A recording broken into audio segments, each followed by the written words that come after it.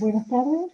Vamos a empezar entonces hablando del primer texto que tenían que leer ustedes en esta oportunidad, que es desde la biopolítica hacia la psicopolítica. Siempre los títulos orientan hacia lo que uno va a encontrar ahí. Entonces vamos a ver si entendemos mejor lo que es la biopolítica y vamos hacia la psicopolítica, que vamos a ver que está relacionado con lo que estamos viviendo actualmente.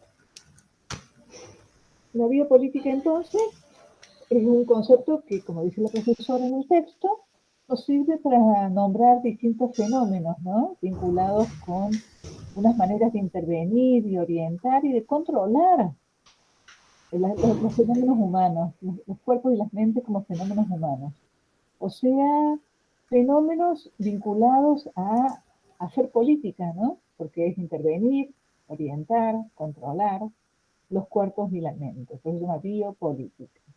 Bio, porque son los cuerpos y las mentes; política, porque trata de intervenir, orientar y controlar. Entonces, esta forma se da como una forma específica de gobierno que aspira a la gestión de los procesos biológicos de la población, eh, a la gestión y al control de los procesos biológicos de la población. Ahí, en este punto, nos interesa el aporte que puede hacer la psicología y la medicina, ¿no? En el estudio de las poblaciones. Como porque ellos, digamos, producen conocimiento, estas dos disciplinas, en relación con sus condiciones de existencia y reproducción. Entonces, en asuntos como el hábitat, la alimentación, la regulación de la natalidad y la mortalidad, y la designación de los fenómenos patológicos, como esos que estudiamos nosotros en esta carrera, que son cuando hay padecimiento mental, que pueden ocasionar depresión, suicidio, endemias, mortalidad infantil. O sea, ven que ya los nombres indican que estas disciplinas pueden producir conocimientos sobre estas formas de orientar y controlar e intervenir el cuerpo y las mentes. Entonces, al analizar el asunto del poder sobre la vida, qué poderes operan sobre la vida, el poder cómo interviene para determinar lo que es vida, lo que no es vida, ¿no? Foucault expresa muy explícitamente que esta forma de poder opera esencialmente dentro de los marcos de la disciplina, de estas disciplinas que la psicología y la medicina, ¿no?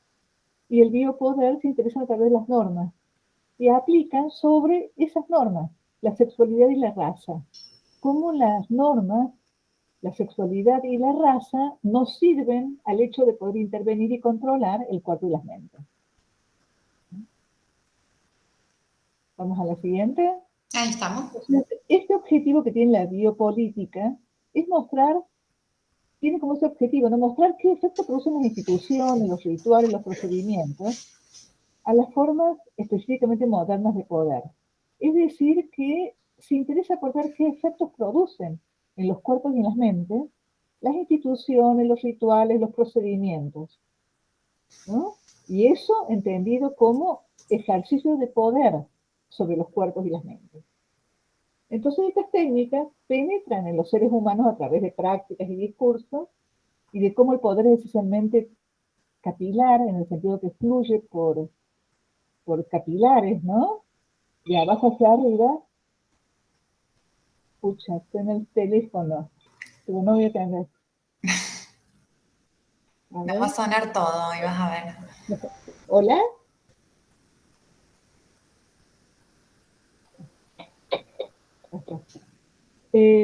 Las técnicas entonces penetran en los seres humanos a través de estas prácticas y discursos, ¿no? Y fluyen de abajo hacia arriba. Y se controlan las prácticas a nivel de todas las relaciones humanas, porque digamos, estas técnicas que orientan y que gestionan cómo nuestros cuerpos se mueven, cómo nuestras mentes piensan, cómo sentimos las cosas, cómo los afectos, cómo están presentes nuestros pensamientos, ¿no? Entonces eso tiene que ver con una aplicación a las relaciones que establecemos con los otros, las relaciones sociales. Y para Foucault, los cuerpos humanos son siempre parte de un campo político donde las relaciones de poder tienen un control sobre el mismo, en forma de que no son necesariamente violentas. No hay que tener el poder como una forma de violencia nada más, sino una forma de determinar lo que ocurre en el campo donde queremos aplicar nosotros la política. Nosotros determinamos que eso ocurra, ¿no? Nosotros en la gestión que hacemos determinamos que ocurra, que se planteen de ese modo, ¿no? Las cosas que se presentan a nivel de la mente, a nivel del cuerpo de las personas. Ese poder sobre la vida se dirige a las personas e internalizan ciertas normas y aparatos regulativos, tales como instituciones médicas y administrativas, dice Patricia. Es decir, que las instituciones, que son conjuntos de acuerdos que nosotros hacemos, ¿no? Existe un conjunto de acuerdos, existe un conjunto de acuerdos para definir políticas, y esas políticas inciden sobre nuestras vidas, determinan lo que ocurre en nuestras vidas. El poder se manifiesta esencialmente en el impulso humano de controlar y modificar la vida, como dice acá, ¿no? En ese sentido de que gestiona nuestras vidas. Y esto se lleva a cabo en dos niveles distintos. A nivel de los individuos, por medio de las medidas disciplinarias, y a nivel de la población, mediante el biopoder y sus técnicas, la biopolítica. A nivel espérate, en la anterior, vamos a hablar un poquito de eso que está puesto en el texto. Cómo a nivel de los individuos por medio de las medidas disciplinarias, porque las medidas, la psicología, por ejemplo, ¿no? Determina cuándo debemos hablar, cuándo debemos caminar, cómo procesamos nuestros pensamientos, cómo percibimos los elementos que se nos presentan en nuestro campo perceptivo, cómo ordenamos las sensaciones que sentimos. Eso tiene que ver entonces con medidas disciplinarias que disciplinan, que prescriben lo que ocurre a nivel de el objeto de estudio de la psicología, que podemos pensar como el cuerpo y el alma, ¿no? El cuerpo y la psiquis. Y a nivel de la población, mediante el biopoder y sus técnicas, la biopolítica, en el sentido de que la biopolítica gestiona las instituciones, promueve las instituciones que van a orientar las acciones sobre las personas. Y las acciones sobre las personas inciden en lo que se nos presenta en las personas también. Por eso son biopolíticas, por eso se llaman biopolíticas. Ahora sí vamos a la próxima, por favor. Entonces esos conceptos de biopoder y de biopolítica de Foucault se dirigen a estudiar tres modos de que constituyen el sujeto: el conocimiento, el poder y el gobierno del yo. Es decir, que ve cómo el biopoder y la biopolítica, ¿no? Incide en el estudio de estos tres modos de aparecer el sujeto. El sujeto que conoce, el sujeto que el sujeto puede intervenir en otros, ¿no? Y el gobierno que pueda tener del yo. El sujeto puede tener dominio del yo, puede tener conciencia del yo, puede tener una capacidad de desarrollar a partir del pensamiento, ¿no? Determinar lo que ocurre a nivel conductual nuestro. Entonces, en este marco, la raza y la sexualidad son pilares fundamentales y puntos de referencia por los cuales la medicina, las ciencias humanas, la psicología, la antropología, la sociología y las técnicas liberales de gobierno pueden realizar sus efectos en el poder de la vida humana. O sea, ven que esto que él ubica en la modernidad incide en esta organización social que nos permite, ¿no?, incidir en las experiencias de vida que los sujetos humanos tenemos, incidir en nuestras decisiones, incidir en nuestros pensamientos, incidir en nuestro propio gobierno, autogobierno. ¿Mm? Por eso pone de ejemplo ahí ese espacio del panóptico de Bentham, ¿no?, que es un espacio cerrado que tiene bien dispuestos los lugares, de tal manera de poder controlar a partir de aplicar la razón, ¿no?, lo que ocurra a nivel disciplinario en esos lugares. Como una cárcel tiene bien dispuestos el lugar de quienes controlan la cárcel, tienen un amplio margen para poder observar, ¿no? Y los que están en la cárcel se ven observados por esto, se sienten observados por esto y controlados por esto, ¿no?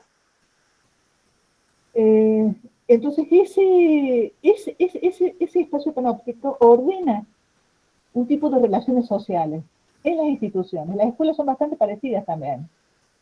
Ordena entonces las experiencias de vida que las personas tienen dentro de esas instituciones. ¿Mm? En ciertos momentos históricos. Entonces sí, vamos a la próxima, porque ahora vamos a ver cómo cambian en otros momentos históricos cómo esas cosas dejan de actuar dentro de la posibilidad de vida de las personas, ¿no? Entonces acá Patricia se sirve de este autor coreano que se llama Han, que promueve este concepto de panóptico digital, de que dice él, ya no existe un ojo vigilante con la capacidad de mirar sin ser visto, ¿no? Como el que está controlando la cárcel, como el que está controlando el recreo en la escuela. ¿Eh? Mientras los moradores de las celdas se saben observados sin posibilidad de comunicarse entre sí. Eso ya no existe. Ese modelo de Bentham ya no existe. Ese modelo de institución total no existe. Ya no existe un ojo vigilante con la capacidad de mirar sin ser visto mientras los moradores de las celdas son observados, ¿no? La iluminación en el mundo digital viene de todos los puntos posibles. Cada sujeto observa en calidad de observador y observado. Cada sujeto es observador y observado. Cada sujeto es observador porque podés buscar en este panóptico digital lo que vos quieras, la imagen que vos quieras, el video que vos quieras, la información que quieras. ¿Ah? Y a la vez sos vos observado por otros, porque vos también intervenís en ese medio del panóptico digital. No dejás tu huella en ese panóptico digital de alguna forma, aunque solo sea a partir de ese historial de búsqueda que has hecho. ¿Mm? Los habitantes del panóptico digital se creen en libertad, dice Han. La idea de la libertad, para Han, es una construcción donde creemos ser libres y que tomamos decisiones, pero en cambio estamos obligados, autoobligados, dice Patricia en su texto, ¿no? Se creen en libertad, dice Han. Se creen en libertad. Nos creemos libres, creemos que somos autodeterminados, creemos que decidimos sin ninguna determinación posible las cosas que elegimos en este mundo, las páginas a las cuales accedemos en Internet. Pero no somos libres. También estamos obligados por ese panóptico digital. Estamos obligados por eso que se ha vuelto múltiple hoy y que tiene que ver con eso que se nos ofrece por el desarrollo tecnológico, ¿ah? Y que no nos deja irnos muy lejos de esto que nos ofrecen las tecnologías. Pasamos horas y horas frente a la tecnología. Los sujetos del panóptico digital colaboran de una manera activa a través de su necesidad de exhibicionismo y de voyeurismo. Hacen de la transparencia su forma de vida. Entonces, si decimos que somos observados y que nosotros observamos, ¿ah? Eso tiene que ver con el exhibicionismo, con la necesidad de exhibicionismo, que encuentra este filósofo que todos tenemos, ¿ah? de mostrarnos a través de de mostrar la intimidad, de mostrar cuando salimos de viaje, de mostrar cuando comemos, de mostrar cuando salimos a comer a algún lado, de mostrarnos las fiestas que tenemos, de mostrarnos de manera excesiva, y de voyeurismo en el sentido de cuánto nos satisfacemos a nosotros mismos de ver lo que las personas muestran. ¿Cuántos me gusta damos y cuántos me gusta nos dan? Damos exactamente, ¿no? Porque estamos satisfaciendo a nosotros mismos en esa cosa de ser activos a la hora de ver. ¿Mm? Así es, así es. Y no hay ninguna ley, no hay ningún mandamiento, no hay nada que sea un documento explícito que nos diga que tengamos que hacer eso. Pero sin embargo, todos terminamos haciendo lo mismo frente a las pantallas. Todos terminamos viendo ese pedazo de vida que las personas nos muestran, poniendo me gusta, ¿no? Los sujetos del panóptico digital colaboran de una manera activa a través de sus necesidades físicas, ya vimos, ya lo vimos, ¿no? No tienen que esconder sus deseos más abyectos ni asociales, sino que colaboran mostrando su intimidad, porque esta exposición es la que supone valor. O sea que es el exhibicionismo y el voyeurismo lo que está involucrado ahí. ¿Ah? Es la exposición misma lo que nos mantiene con cierta realidad de estar participando de un mundo social, y si no estás ahí, empezás, te quedas fuera de el mundo social que te toca vivir, ¿no? Por eso es tan complicado esto del panóptico digital. Por eso está tan dicho hoy, ¿no? Que como ocurre con la pandemia, que la conectividad ahora es un derecho humano, porque Totalmente. sin la conectividad estamos fuera de el trámite de las relaciones, el trámite del conocimiento de los otros, el trámite del voyeurismo y exhibicionismo, ese trámite que nos conecta con otros. ¿Ah? Esta exposición finalmente tiende a la uniformidad, dice, y a reducir la libertad de acción. Sin que tengamos ninguna conciencia, nos conducimos a una nueva forma de totalitarismo que toma el nombre de psicopolítica. Este panóptico digital determina entonces un cambio a nivel social, ¿ah? Y entonces aparece un nuevo concepto que es este, que es el de psicopolítica. No biopolítica, sino psicopolítica.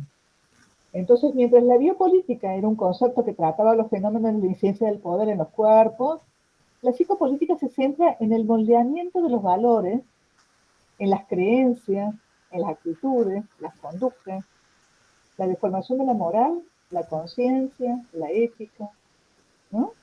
Son aspectos psicológicos que están involucrados en las relaciones que establecemos con los otros. Por eso hay política ahí en juego, ¿no? Psicopolítica. Aspectos psicológicos que están en juego en las relaciones que establecemos con otras, que son relaciones políticas. Para Han, primero el estado de vigilancia rápido, prima el estado de vigilancia rápido, mientras los sistemas contemplativos de atención profunda se reducen a espacios específicos. Este estado de contemplación es difícil de alcanzar en el mundo del multitasking y de la hiperatención. Es decir, que se nos impone un modo de pensamiento también por el tipo de navegaciones que hacemos cuando estamos en Internet. Somos capaces de tener varias pantallas abiertas, de atender varios frentes de atención frente a nosotros. Pero ¿con qué nivel de atención? ¿Cómo nos concentramos en esto? ¿Cuánto somos capaces nosotros de elaborar el pensamiento cuando estamos en la hiperatención y el multitasking? ¿Mm? Sí se nos pide la vigilancia rápida, sí se nos pide la hiperatención, sí se nos pide, no se nos pide, se nos ofrece más bien, y nosotros lo tomamos. ¿Mm? La hiperatención, el multitasking y la vigilancia rápida. Frente a la globalización, la disolución de las fronteras, en el sentido de la globalización, ¿eh? La sociedad de la transparencia, en el sentido de lo que es transparente en el ciberespacio. El modelo Foucaultiano del panóptico da lugar a un nuevo panóptico que se vincula más bien con la transparencia, porque todo debe ser mostrado, todo puede ser exhibido, todo puede ser visto, todo aún lo más íntimo, aún lo que más nos concierne, ¿no? Lo que es más íntimo para nosotros debe ser visto en esta psicopolítica. Y entonces da unos ejemplos de lo que es esta sociedad contemporánea, ¿no? De cómo esto del desarrollo tecnológico nos ha permitido una nueva sociedad que algunos llaman posmoderna, pero bueno, podemos llamarla, para no entrar en ciertas categorizaciones, una sociedad contemporánea, donde la era inmunológica ha sido abandonada en favor de otro paradigma, donde ha desaparecido la otredad y la extrañeza, dice Patricia, y solo reina la diferencia. Porque cuando la institución operaba en la vida y en los pensamientos y en los cuerpos de las personas, ¿ah? Existía la otredad y la extrañeza, en el sentido de que siempre existía la necesidad de diferenciarse a partir del otro, a partir de la negación del otro, ¿no? A partir de las fronteras con el otro, ¿ah? Vos te diferenciabas. Ahora solamente existe una cosa mucho más diluida, que no es la extrañeza y que es la diferencia. La sociedad que exige la exposición de la intimidad de manera sistemática es pornográfica, dice Patricia. Los sujetos se muestran, se desvisten, construyen su subjetividad renunciando a la particularidad y singularidad de las cosas. Porque, digamos, esa forma de mostrarte pornográfica, de mostrarte transparente, de mostrarte que no sos, eh, es una forma de borrar también tu particularidad y tu singularidad. ¿Ah? Es una forma de volverte común a eso que ocurre en grandes masas de población y que, digamos, si todo se muestra, ¿qué queda por preservar para la singularidad, ¿no? Y dice que se trata de una sociedad de gimnasios, de torres de oficinas, de bancos, de aviones, grandes centros comerciales y laboratorios genéticos. O sea, un desarrollo de la vida que se da en esos espacios donde las personas pasan y donde las huellas que dejan las personas cuando pasan no son tan importantes como las que dejaban en los espacios de la modernidad. ¿Mm?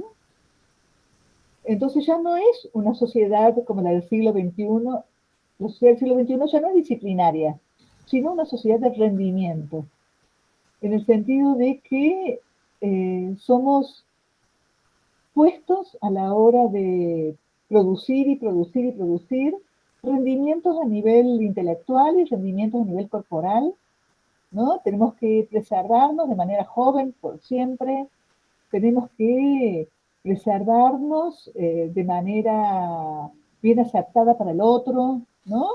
El rendimiento puesto, tenemos que pasar por encima de nosotros mismos, ¿no? De nuestros propios límites con eso. El sujeto autoexplotado hace del multitasking una práctica que modifica radicalmente la estructura y economía de la atención. Debido a esto, la percepción queda fragmentada y dispersa. Esa atención que decíamos rápida, ¿no? Que tenía que tener, no queda más que la fragmentación. Y la fragmentación implica que tenemos un montón de pestañas abiertas, pero no vincula ninguna cosa una con la otra, ¿no? Entonces, ¿cuánto nos cuesta tener un pensamiento más profundo hoy? ¿Mm? Como la dispersión nos impide un pensamiento más profundo, y a eso se relaciona el texto ahora. Pasamos a la próxima, por favor. Porque esto dice que trae consecuencias en aspectos psicológicos del ser humano, digamos, ¿no? ¿Cuánto nos comprometemos con los otros? Con el multitasking pasas de uno al otro y estás bien, digamos, ¿no? Y sin embargo, ¿cuánto te permite conocer en profundidad al otro? ¿Cuánto preservas esas relaciones que se establecen más profundamente, ¿no? ¿Cuánto proyectas cosas en la vida? Más complicado, ¿no? Acá nos habla de una sociedad pornográfica, donde a pesar de que se muestra todo, el deseo tiende a desaparecer. Porque el deseo tiene que ver, ya lo van a ver ustedes cuando veamos un poco de psicoanálisis, el deseo tiene que ver con la falta, no tiene que ver con la presencia. Entonces, que se vuelva todo transparente, eso es el nivel de la presencia, no deja lugar a la falta, no deja lugar a lo que no se muestra, por eso desaparece la singularidad ahí, pensando que mostrándose en todos esos escenarios de la vida, ¿no? Lo que se busca es hacer desaparecer la, la, la persona individual que se es, ¿no? En la pornografía se aniquila el eros y la sexualidad se disuelve en la ejecución femenina del placer y la orientación de la capacidad masculina.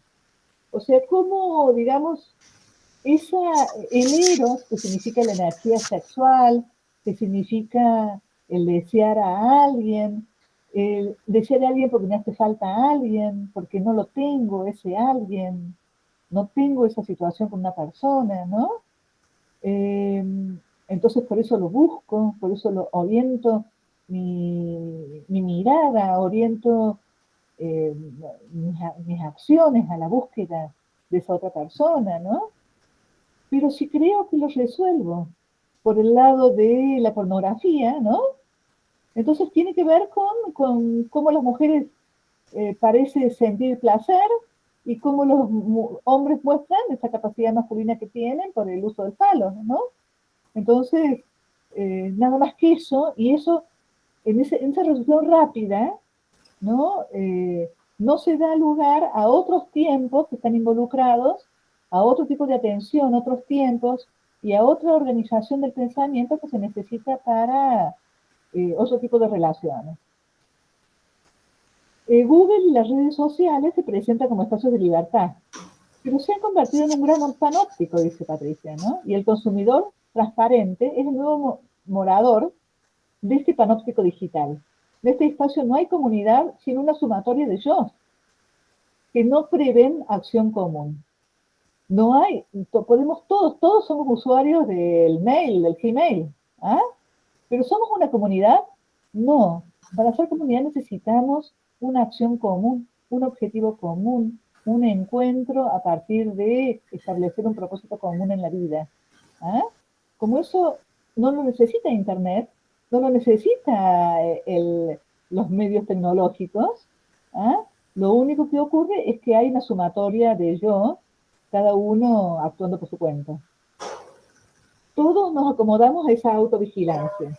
La vigilancia no se realiza como un ataque de libertad, sino que está naturalizado como la acción social que permite la conjunción social. Más bien, cada uno se entrega voluntariamente, desnudándose y exponiéndose a la mirada panóptica. Ven que está hablando de lo mismo, ¿no?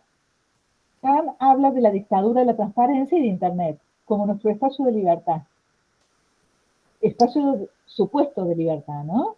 La red no da libertad, sino que da transparencia. El panóptico digital fomenta la interacción hasta el punto de hacernos visible hasta la transparencia.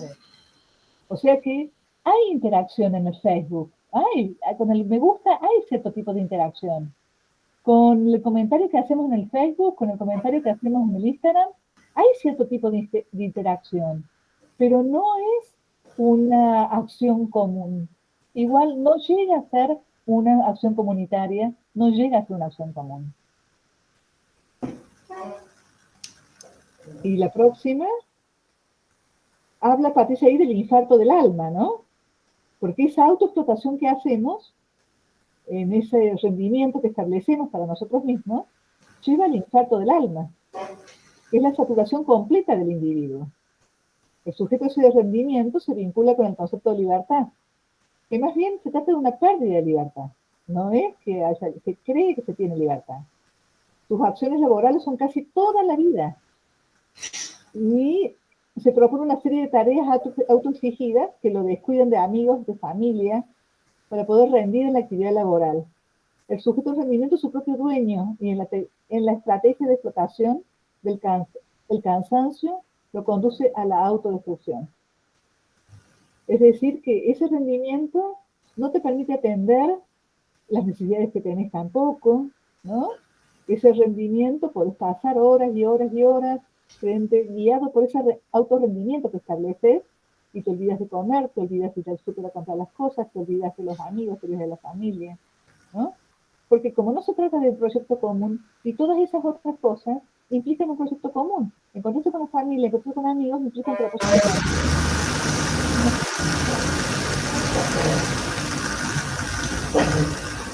¿Qué es eso? No sé, Uh-huh. te perdí el audio, digamos, pero se escucha. ¿Te perdí un poquito el audio? Sí, lo último por lo menos yo te perdí, pero se escuchó lo de infarto del alma, digamos. ¿Qué es el infarto del alma? En sentido de que infarta la mente, infarta el alma, infarta el deseo, infarta el eros, infarta lo que nos hace singulares y particulares. Con eso de la autoexigencia y la autodestrucción, nos conduce a la autodestrucción. ¿Por qué los sujetos llegan a este punto? Se pregunta Patricia, ¿no? Y entonces el autor usa la metáfora del sistema inmunológico. La violencia neurológica significa que la sociedad no permite otra cosa que ser sujetos de rendimiento. O sea, esta sociedad, el consumo de la sociedad, la mercancía que tenemos que alcanzar en esta sociedad, ¿no? La mercancía que se vence rápidamente, que tienes que buscar otra encima. Compras un celular, que es una mercancía, ¿no? Y enseguida el celular se vuelve viejo, ¿no? Entonces esa idea del consumo exagerado, ¿no? Hace que entonces que el sujeto de rendimiento está dispuesto por ese consumo de mercadería. El sujeto de rendimiento va de acuerdo con el consumo de mercaderías que se reemplazan entre sí. ¿Ah? Cuando no se puede lidiar con todos los problemas y de los cuales nos culpabilizamos, dice Patricia, las dificultades personales, las grietas familiares, los requerimientos cada vez más altos de los individuos, hasta las problemáticas sociales, como las agresiones al ambiente, la sociedad que es fragmentada, la pobreza, la inflación, no tiene que ver con que no haya preocupación y no haya enfrentamiento a problemas que tenemos en común. Ante la impotencia de no poder enfrentarlas con soluciones concretas, nos pone en una situación de colapso, el infarto del alma. No somos capaces de atender los problemas que nosotros mismos determinamos que son problemas para nosotros, ¿no? Porque colapsamos en la posibilidad de enfrentar esos problemas. La autoexigencia no nos lleva a satisfacciones trascendentales, sino que nos llevan a infartar el alma, digamos, porque la posibilidad de desarrollar un proyecto, la posibilidad de encontrarte con otro para posibilitar un proyecto común en la vida, ¿ah? Eso necesita tiempo, necesita espacio, necesita conocimiento profundo del otro, de uno mismo. ¿Ah? Si eso no está permitido porque estás ocupando tu tiempo en producir, en rendir, en exagerar la producción, en exagerar la autodestrucción, exagerar la posibilidad de desarrollar una vida en paz, placer y disfrute, porque eso se elimina con la autoexigencia del rendimiento.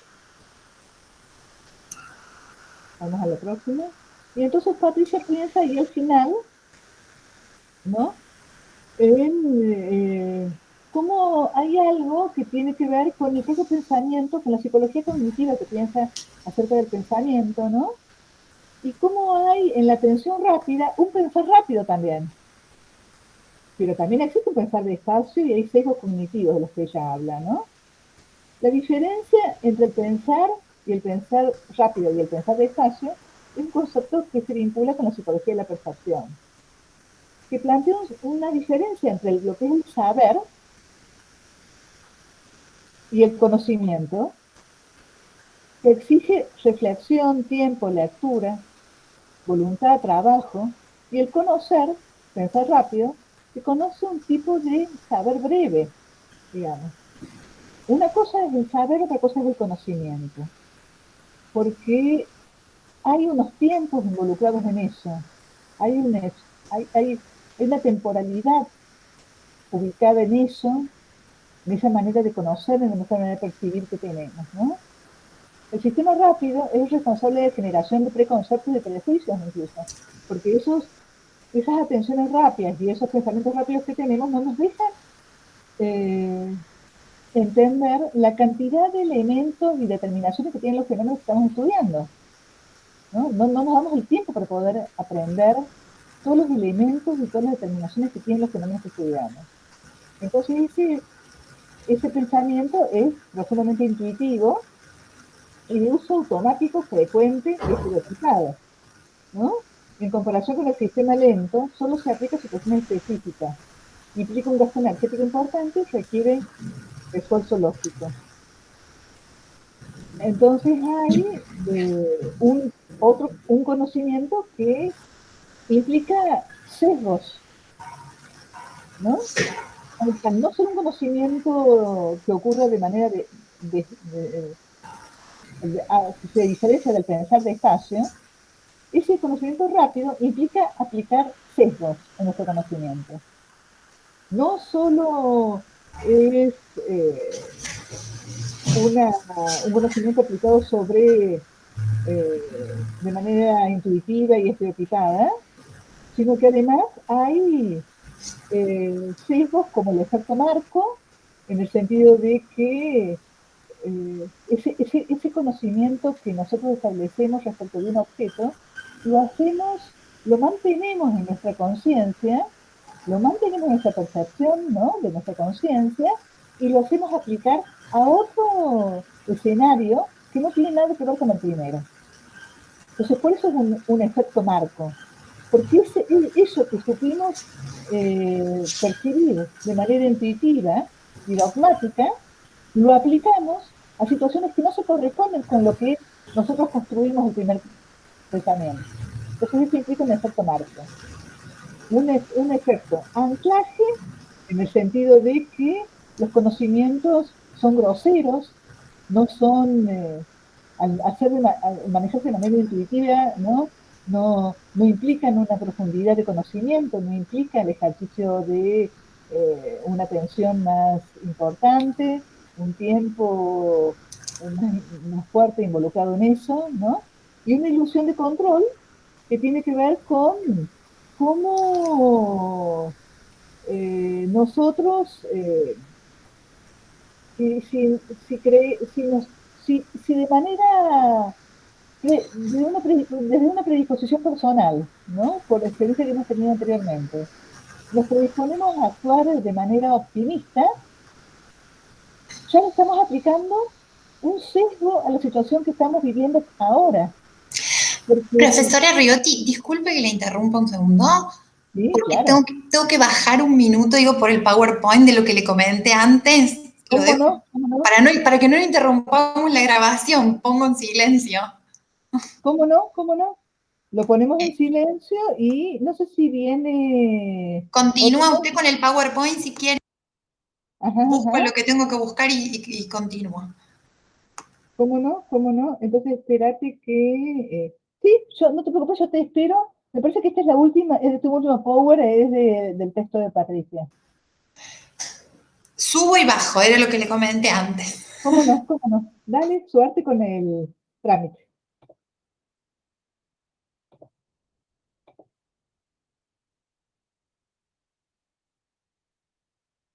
Entonces les decía que esta otra sociedad vivida desde el siglo XXI, nosotros, ¿no?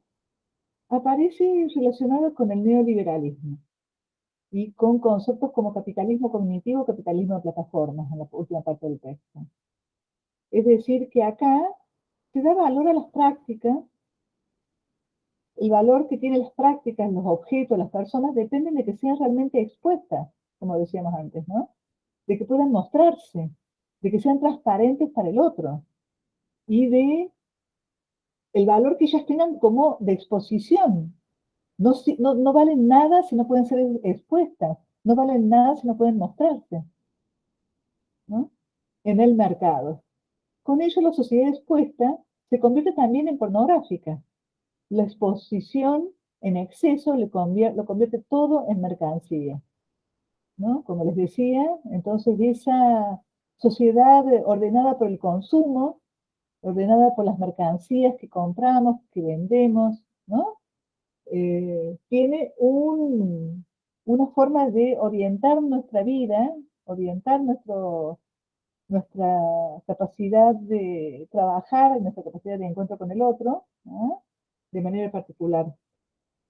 La sociedad que sostiene y promueve estos cambios concretó la transición que va desde el capitalismo de acumulación, etapa del imperialismo, a una sociedad neoliberal de capitalismo cognitivo o capitalismo de plataforma.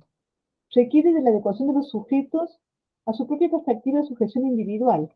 Es decir, que hay una reorientación, no a proyectos comunes, no a proyectos comunitarios, no a instituciones que orienten la vida de las personas, sino a una, cuando decimos sujeto del rendimiento, estamos hablando de la perspectiva de una sujeción individual, de una libertad que creemos tener cuando nos vinculamos en el ciberespacio, ¿no?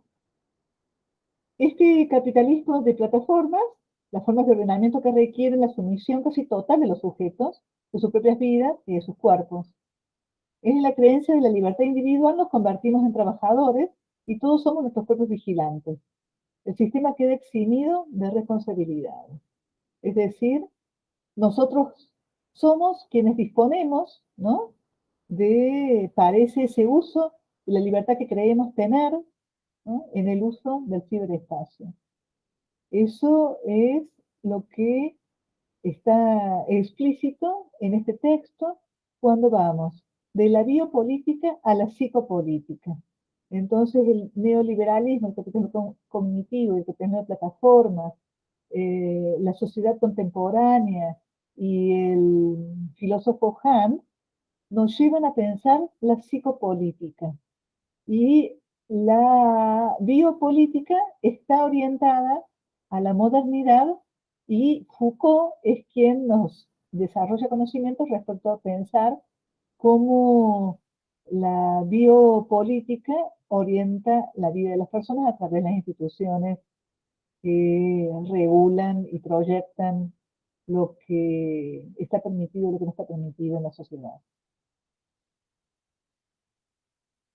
Bueno, vamos a pasar ahora al otro texto,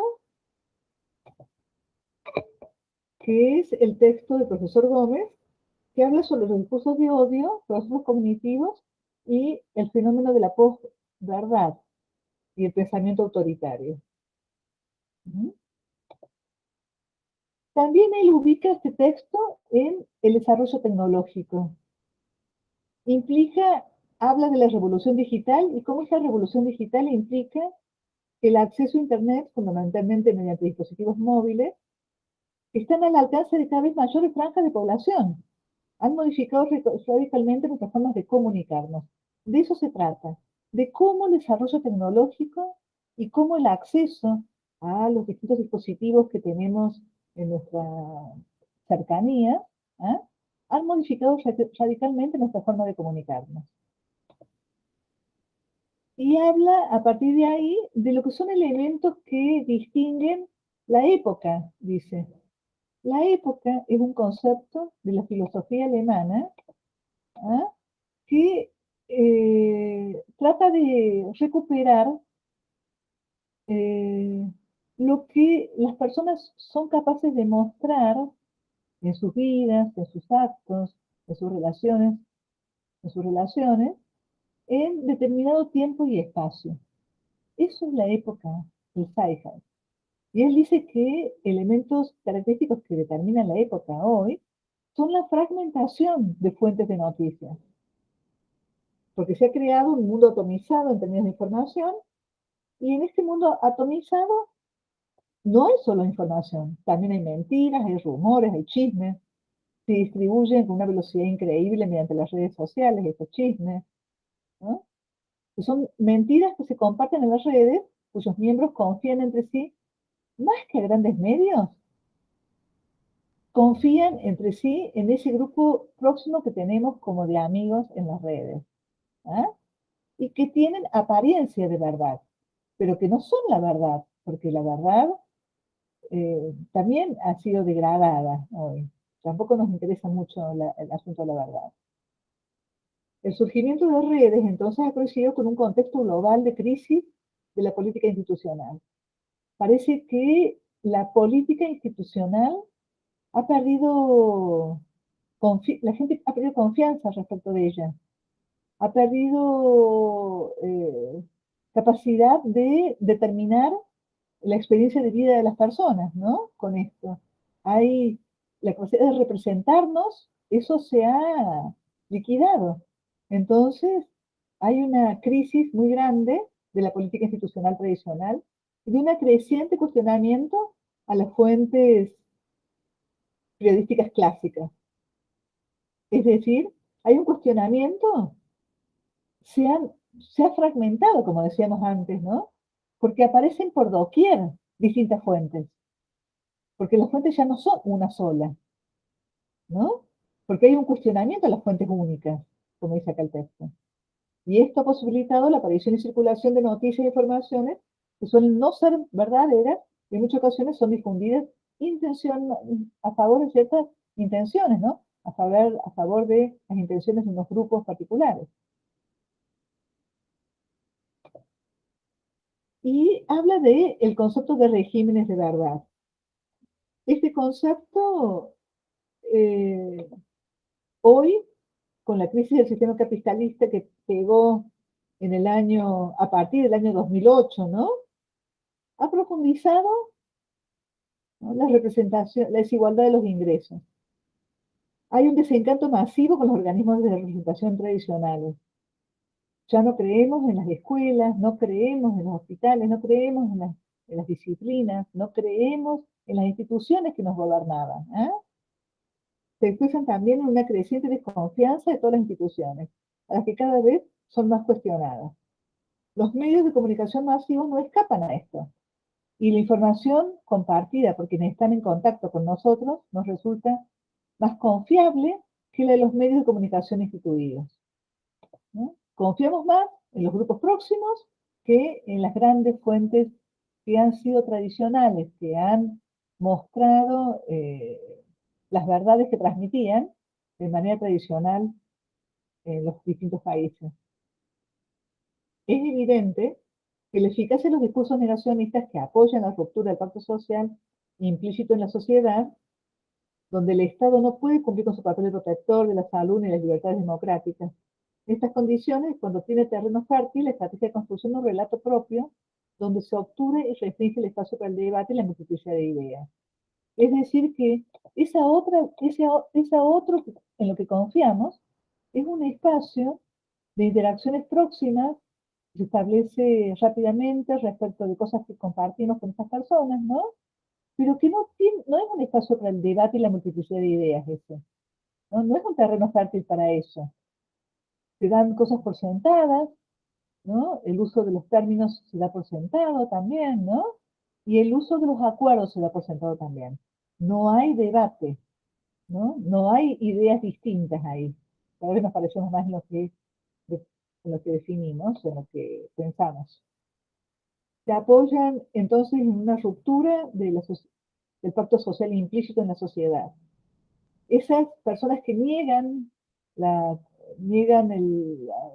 COVID-19, niegan el grado de, el grado de aceptación que tenemos por el COVID-19, ¿no?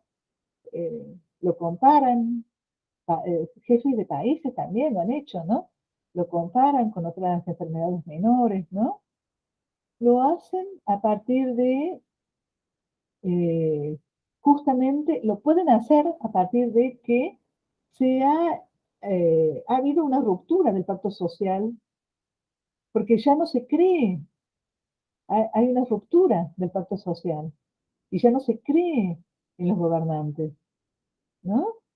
Ya no puede ser el Estado el que gobierne, el protector de la salud.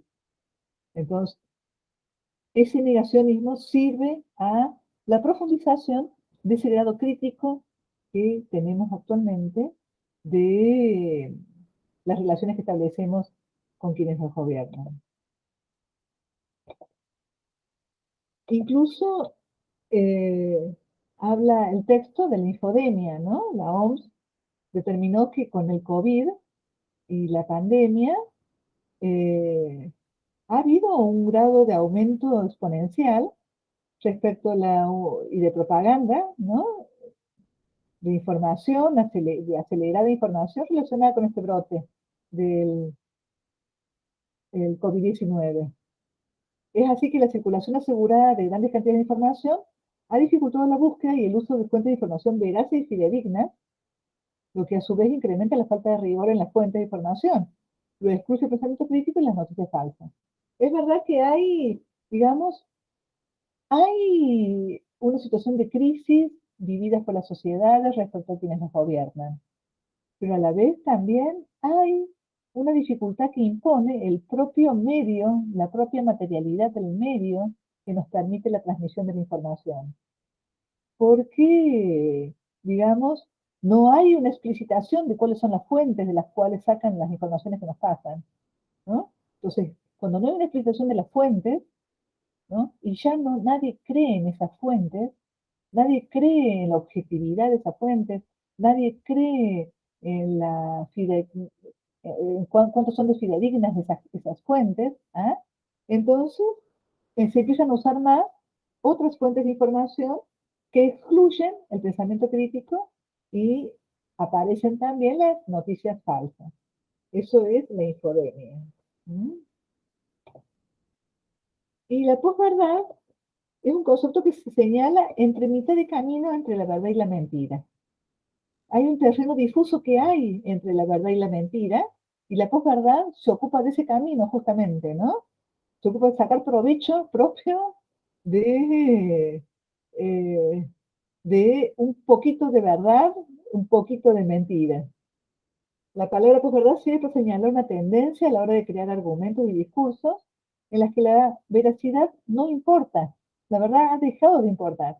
El objetivo es que el mensaje refuerce el sistema de creencias y valores preexistentes, apelando más a la emoción que al razonamiento. Es decir, el pensamiento rápido, recuerden que hablábamos recién con Patricia, ¿no? Los sesgos cognitivos aplicados al conocimiento y al saber, ¿no? Entonces, ¿cómo esa posverdad está al servicio de, ¿no? Crear argumentos que tratan de promover pensamientos guiados por la emoción más que por el razonamiento.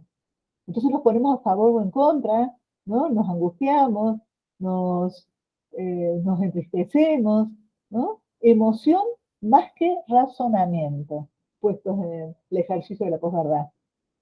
Se basa en ideas falsas, creencias y convicciones no respaldadas por datos ni fuentes confiables.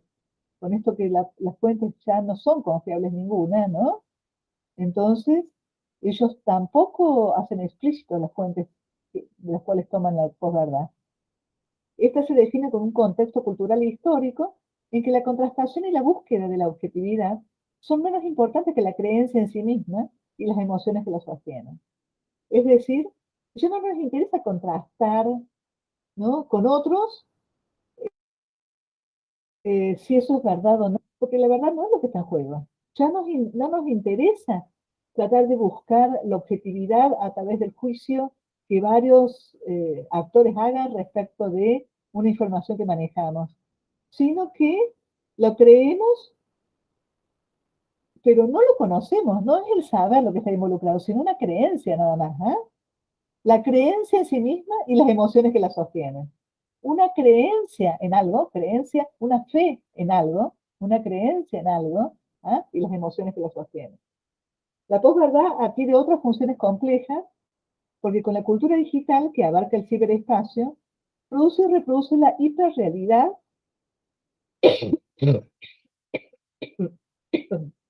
disculpen, la hiperrealidad en la que vivimos cotidianamente.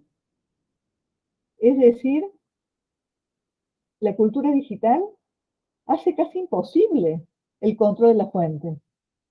¿No? El ciberespacio reproduce esa hiperrealidad, la fragmentación del ciberespacio, la atención dispersa, el multitasking del ciberespacio, favorece esa hiperrealidad, esa vida en la posverdad que vivimos cotidianamente.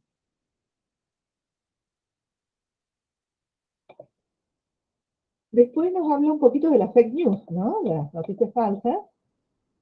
Dice que tienen una intención deliberada de engañar las noticias falsas, ¿no? Inducir a un error, manipular decisiones personales, desprestigiar a algunas personas o enaltecer a una institución, a otras personas, ¿no? O obtener ganancias económicas o rédito político, ¿no? Digamos, hay una cosa, está motivada la fake news. Hay, digamos, una intención deliberada en la fake news. Una diversidad de condiciones ha producido una democratización de la información, ¿no? Una democratización de la información en el sentido de que todos tenemos un celular con internet, por lo cual casi cualquier persona puede recibir, producir y compartir contenidos. Eso es muy particular de esta época, ¿no?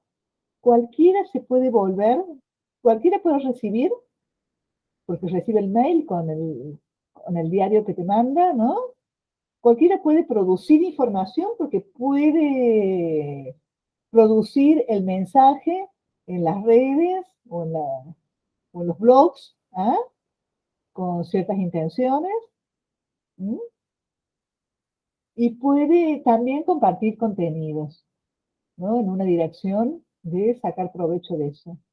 De manera casi inmediata se puede replicar una información a miles de usuarios a través de grandes distancias geográficas. Todo esto colabora con una de las características centrales del fenómeno de las noticias falsas, ¿no? Todo esto colabora en el sentido de que la fragmentación en el ciberespacio está presente, el multitasking está presente, el pensamiento rápido está presente. Entonces los sesgos cognitivos están presentes en el ciberespacio. Y entonces eso facilita el impacto que puedan tener las noticias falsas. O sea, facilita porque, digamos, es la creencia lo que está ahí sosteniendo nuestra interacción con el medio. ¿Mm? También habla de la viralidad y las burbujas de filtro. De la viralidad en el sentido de esto, de que todo el mundo puede compartir, de que esto puede llegar a otras partes del planeta, ¿no? Entonces hay como un virus, la capacidad de propagarse de manera exponencial a través de las redes, a través del ciberespacio. ¿Mm? Y las burbujas de filtro, en el sentido de que de esta manera los usuarios de redes están cada vez menos expuestos a puntos de vista conflictivos con los propios y son aislados intelectualmente en su propio mundo informativo, del cual se irá retroalimentando de acuerdo con sus creencias. En el sentido de que nosotros tenemos el grupo de seguidores en el Facebook o en el Instagram, ¿ah? Y ese grupo de seguidores es un grupo que comparte con nosotros nuestras formas de pensamiento, nuestras formas de decisiones, nuestras formas de vida, ¿ah?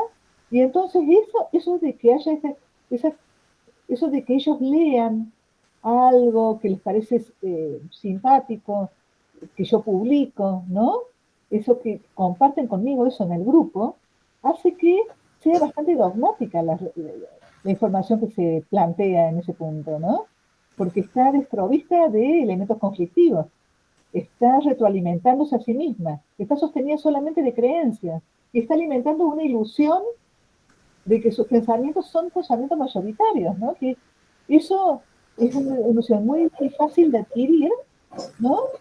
Como, y al final te estás controlando, digamos, estás chequeando tu pensamiento con los propios de tu grupo, digamos, ¿no? Entonces, no es un pensamiento mayoritario, pero lo crees mayoritario porque lo compartís con tu grupo. Y el pensamiento autoritario, hay todo un desarrollo que hace el profesor respecto a lo que ocurrió en la década del 50 y la década del 60, ¿ah? Y cómo en estas distintas décadas se estudiaron distintos aspectos vinculados con el pensamiento autoritario. ¿Ah? Van a ver ustedes ahí en el texto cómo hay un grupo en Berkeley que estudia el pensamiento autoritario y que pone una prueba para estudiar la personalidad autoritaria, ¿no? Que pone los elementos que conforman una personalidad autoritaria, ustedes lo van a ver en el texto. Otro grupo de trabajo que ocurre en las décadas del 60, que estudia los convencionalismos, ¿no? Que estudia los dogmatismos. Entonces, también construyen una prueba, eso también es interesante para conocer y para ver, ¿no? Y termina diciéndote que el pensamiento autoritario se entiende como una variable predictiva por excelencia de diversas formas de prejuicio, por ejemplo, la homofobia, el sexismo, el racismo, sus diferentes manifestaciones, el simplismo. O sea que quien tiene pensamiento autoritario, ¿no? Es una variable que está relacionada, es predictiva por otras formas de pensamiento sostenidas por el prejuicio, ¿no? La homofobia, ¿sí? El sexismo, el racismo, sus diferentes manifestaciones, y el etnocentrismo. ¿Mm? Todas esas formas están cercanas al pensamiento autoritario. Quien tiene pensamiento autoritario seguramente tiene también en su haber estas formas de, de prejuicio, ¿no? Sostenidas también. Centralmente, el consenso científico plantea que la persona autoritaria y el autoritarismo no son sinónimos. La psicología puede estudiar científicamente el pensamiento autoritario, entendido como paradigma psicológico. En cambio, no puede estudiar la personalidad autoritaria. Eso lo dice el texto y me parece muy interesante porque es una crítica que se le hace a los que estudiaron en Berkeley en la década de 50, en el sentido de que no se trata de eh, aspectos que tengan que ver con la personalidad, sino aspectos que tienen que ver con el pensamiento, con aspectos cognitivos vinculados el, con lo autoritario. ¿Mm? Y puede estudiar científicamente el pensamiento autoritario, entendiendo problemas psicológicos, y les decía acá que no el autoritarismo, porque el autoritarismo tiene que ver con formas de gobierno autoritarias, ¿no? No es una cosa que la psicología se ocupe de estudiar. Y por último, el texto habla de los discursos de odio, ¿no? Y dice que es la acción de comunicación que tiene como objetivo promover y alimentar una creencia dogmática y de hostilidad. También acá, ¿no? No un conocimiento, no un saber, sino una creencia. ¿Ah? Una creencia de manera dogmática y de hostilidad frente a alguien. Vos querés defender a alguien o querés atacar a alguien. ¿Ah? Se presenta con referencias o connotaciones discriminatorias y su contenido atenta contra la dignidad de una persona o de un colectivo.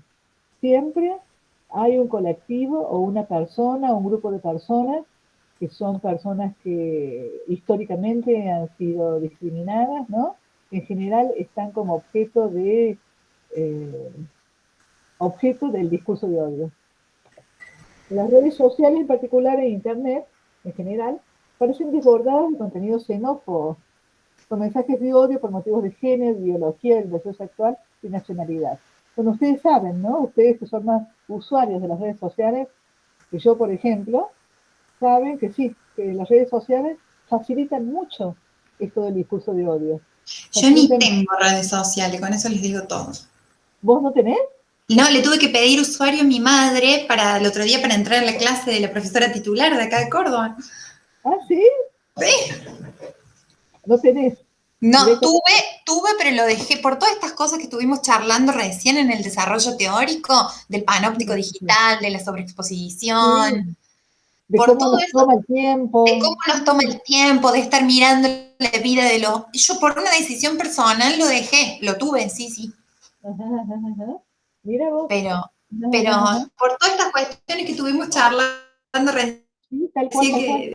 que hablábamos de la nueva era y de todo lo que se observa actualmente en el panóptico. Sí, tal cual, tal cual, tal cual. Y estos discursos de odio que se ven muy presentes porque claro, como nos En las manejamos redes. dogmáticamente, como nos manejamos conservadoramente, como nos dejamos con grupos de seguidores con los que creemos que nosotros compartimos cosas, ¿ah? Entonces Amigos, como dice el estrictamente Facebook, amigos, ¿viste? exactamente, ¿ah? Entonces nos enfrentamos a otros a través de esas coincidencias que tenemos con estos amigos.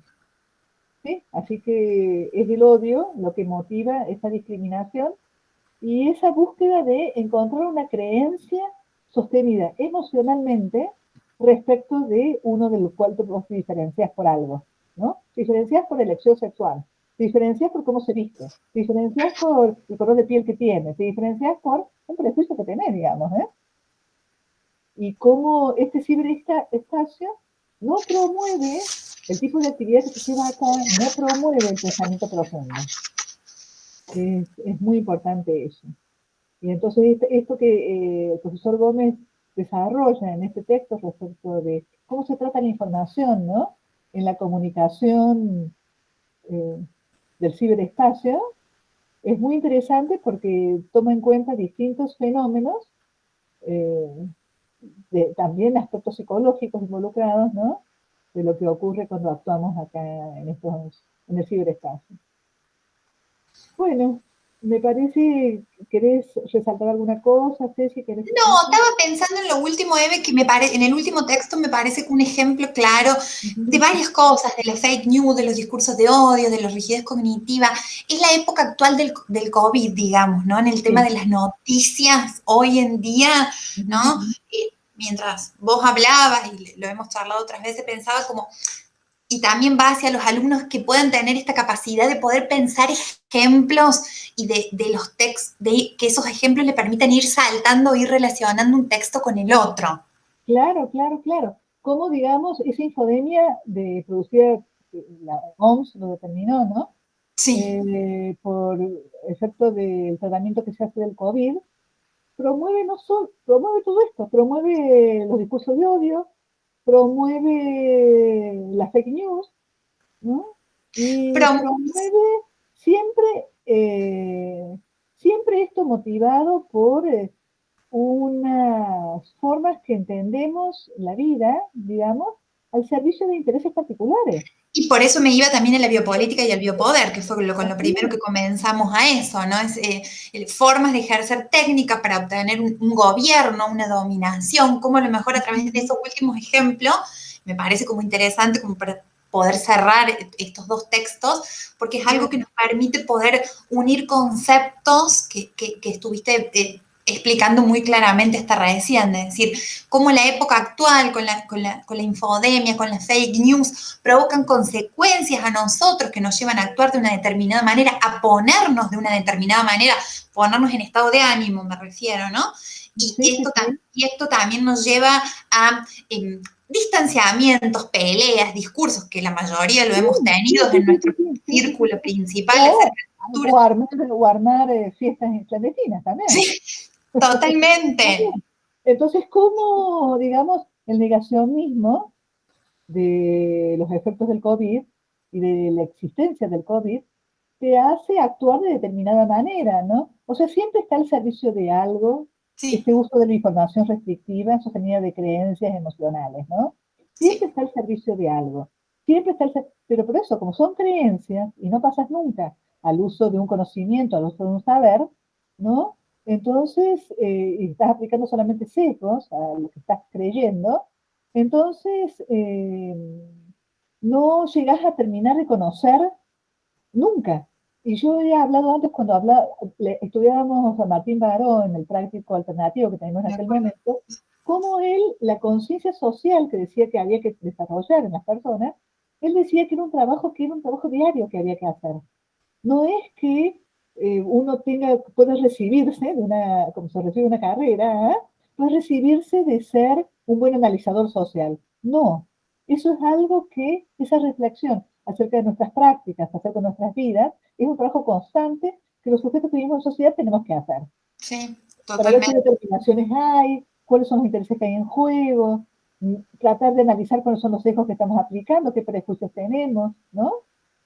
Totalmente. Sí, sí, como algo mira, que Martín Baró dijo, ¿de qué años estamos hablando de esto? Dos Lo podemos aplicar Exactamente, perfectamente a la por eso lo actualidad. hablo, digamos. Pero ¿cómo se resuelve esto, no? Porque a la vez el Internet no permite mucho la reflexión profunda. Entonces estamos ahí en una cosa que nos deja en un callejón sin salida, digamos, ¿no? Bueno, y creo que esto es un claro ejemplo que queremos hacer nosotros con sistemas psicológicos, poder ayudarlos a pensar desde Sí. diferentes ópticas y desde diferentes conceptos que le permitan a ustedes obtener una visión para su campo profesional, en este caso para el campo del acompañante terapéutico, pero es lo que Ujú. tratamos desde esta materia, que lo hacemos en Córdoba y que ahora tratamos de transmitirle a ustedes, esa capacidad, como dijo, como recién el ejemplo que dimos del COVID y que Eve trajo otra de las teorías que ella también trabajaba, esa capacidad de poder organizar, de que ver de que todo está relacionado con todo y que tenemos que ver las distintas ópticas para poder entender un fenómeno.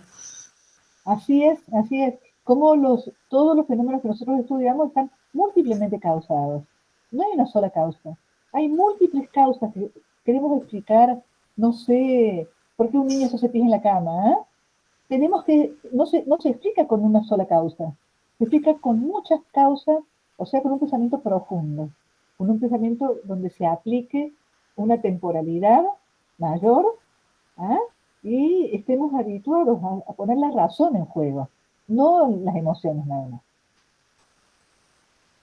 Bueno, Ceci, entonces Bien, esto se lo dejamos grabado. ¿Esto lo querés dejamos cortar grabado, la quedamos grabación? el lunes entonces, nos juntamos el lunes a la tarde con ellos Sí, vos y mientras. vamos a hacer un touch de preguntas con Yo ellos para ver cómo le hemos se... dejado, tal como quedamos hoy, yo subí la guía, una guía que lo repito ahora por las dudas, como hablamos, orientadora, no para que ellos nos entreguen No, una no, por guía eso. resuelta, sino para que ellos puedan orientar su lectura, que está orientada a todos estos conceptos que vos explicaste recién, digamos.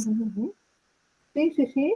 Entonces, bueno, dejamos acá y nos encontramos el lunes a la tarde, a las 4:30, ¿eh? Sí, nos vemos el lunes, ahí cortar. Hasta luego, Ceci. Chau, chau.